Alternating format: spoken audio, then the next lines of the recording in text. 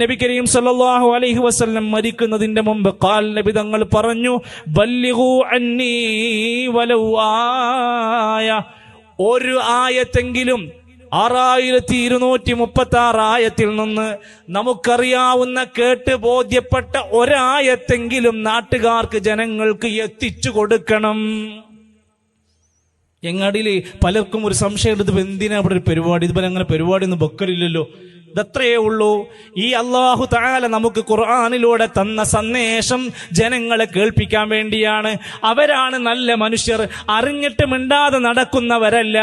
പള്ളിയും ഇബാദത്തും നിസ്കാരവുമായി വീടുകളുമായി കഴിഞ്ഞു പോകുന്നവരല്ല. നല്ലവരാരാണ്? വമൻ അഹ്സനു ഖൗലൻ മിമ്മൻ ദആ ഇലല്ലാഹ്, അല്ലാഹുവിലേക്ക് ക്ഷണിക്കുന്നവനേക്കാൾ നല്ല വാക്ക് പറഞ്ഞവനാരാ ഉള്ളു?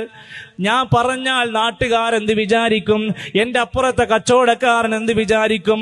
എൻ്റെ ബാപ്പാക്ക് എന്നോട് എങ്ങനെയായിരിക്കും? എൻ്റെ ഉമ്മാക്ക് എന്നോട് എന്തെങ്കിലും പ്രശ്നം ഉണ്ടാകുമോ? അതിനേക്കാളൊക്കെ വലുത് അള്ളാഹുവിൻ്റെ ഇഷ്ടവും പൊരുത്തം കിട്ടലാണ്.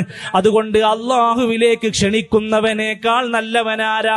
വഅമില സാലിഹ, സൽക്കർമ്മങ്ങൾ അതിനനുസരിച്ച് കൊണ്ടവന്റെ ജീവിതത്തിൽ, നമസ്കാരത്തിൽ, ദിക്റുകളിൽ, സ്വലാത്തിൽ, ജീവിതത്തിൽ പ്രവാചകർ പഠിപ്പിച്ച മാതൃകാപരമായ കാര്യങ്ങളൊക്കെ, സൽക്കർമ്മങ്ങളൊക്കെ ചെയ്യുന്നവനേക്കാൾ നല്ല ഒരാളില്ല.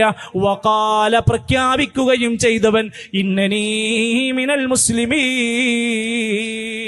തീർച്ചയായും ഞങ്ങളൊക്കെ മുസ്ലിമീങ്ങളിൽ പെട്ടവരാണ് എന്ന് പ്രഖ്യാപിക്കുകയും ചെയ്തവനേക്കാൾ നല്ല ഒരു മനുഷ്യനും ലോകത്തില്ല.